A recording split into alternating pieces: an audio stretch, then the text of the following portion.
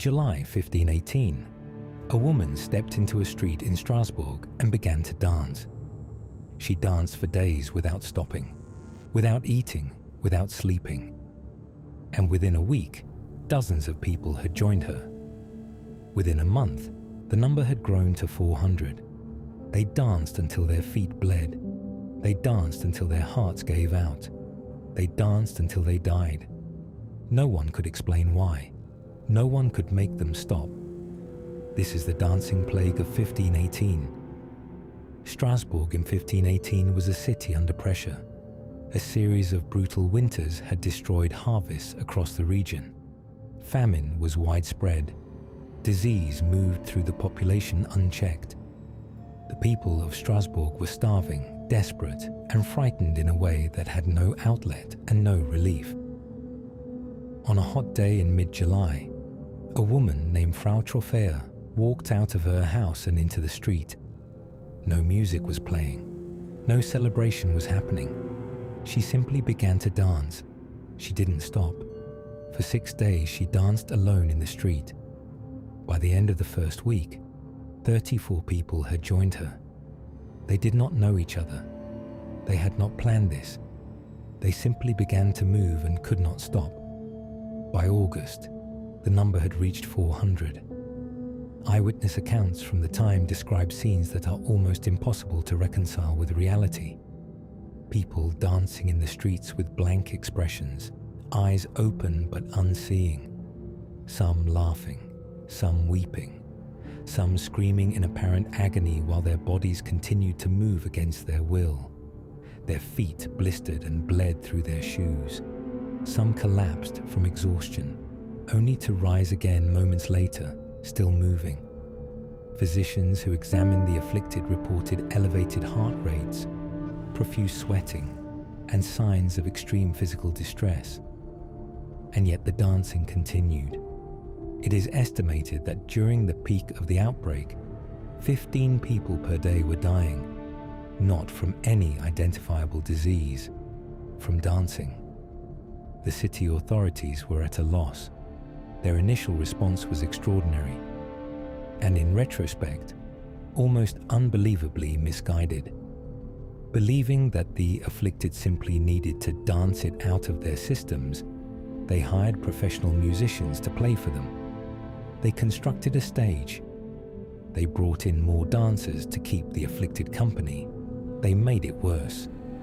The Holy Roman Empire's physicians examined the dancers and ruled out supernatural causes, remarkable for the era.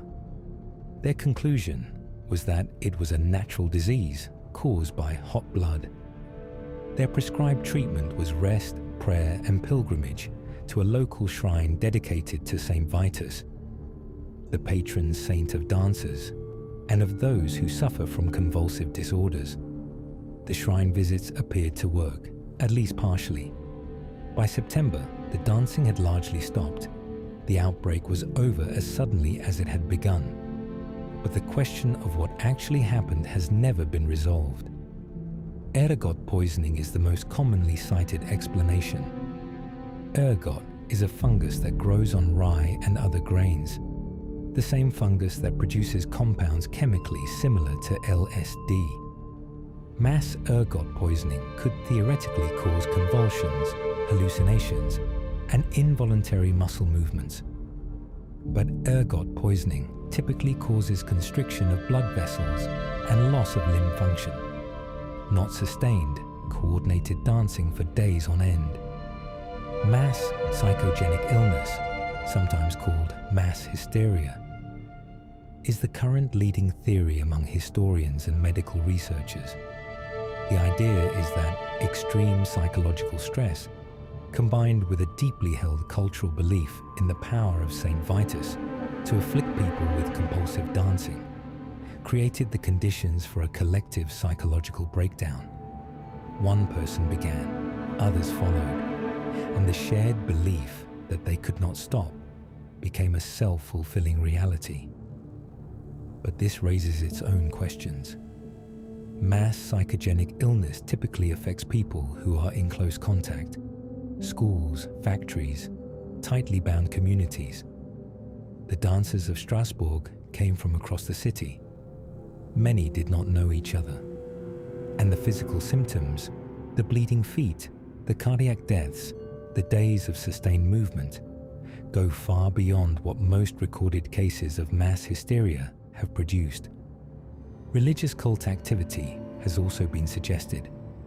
Saint Vitus was not only the patron of dancers, but also of those who suffered from what we would now recognize as epilepsy or chorea, a neurological condition that causes involuntary dance-like movements. Some researchers believe the outbreak may have been a form of religious ritual that spiraled out of control, participants entering trance states through sustained movement and unable to exit them. The dancing plague of 1518 was not unique. Similar outbreaks were recorded across medieval Europe, in 1374 along the Rhine, in 1278 on a bridge in Utrecht, in 1237 in a group of children who danced from Erfurt to Arnstadt and could not stop. Each outbreak followed a similar pattern: sudden onset, rapid spread, physical deterioration, and eventual cessation with no clear cause. The 1518 outbreak is simply the best documented. Strasbourg City Council kept meticulous records, physician reports, guild records, correspondence. We know more about this outbreak than almost any other, and knowing more has not brought us closer to understanding it. What compels a human body to move against its own survival? What force, psychological, neurological, spiritual, or something else entirely, could override the most basic instinct to stop, to rest, to preserve oneself? Frau Trophäa, the woman who started it all, was eventually taken to the shrine of St. Vitus. The record suggests she recovered. What she remembered of those days, if she remembered anything at all, was never recorded. 400 people danced in the streets of Strasbourg. Dozens died, and the city's own response, hiring musicians, building a stage, encouraging more dancing, suggests that even those in authority had no framework for what they were witnessing. Some events don't fit the categories we have for them. Some outbreaks of human behavior exist outside the boundaries of what we think we understand about the mind and the body. The dancing stopped in September 1518. The streets of Strasbourg went quiet. The stage was dismantled. The musicians went home. The dead were buried. The survivors returned to their lives, to the same famine, the same disease, the same desperate cold that had preceded everything. No one ever explained what had happened. The physicians wrote their reports and moved on. The city council filed their records and said nothing more. And somewhere in the archives of Strasbourg, those records still exist. Dry, bureaucratic accounts of something that should not have been possible. Of bodies that moved when they should have stopped.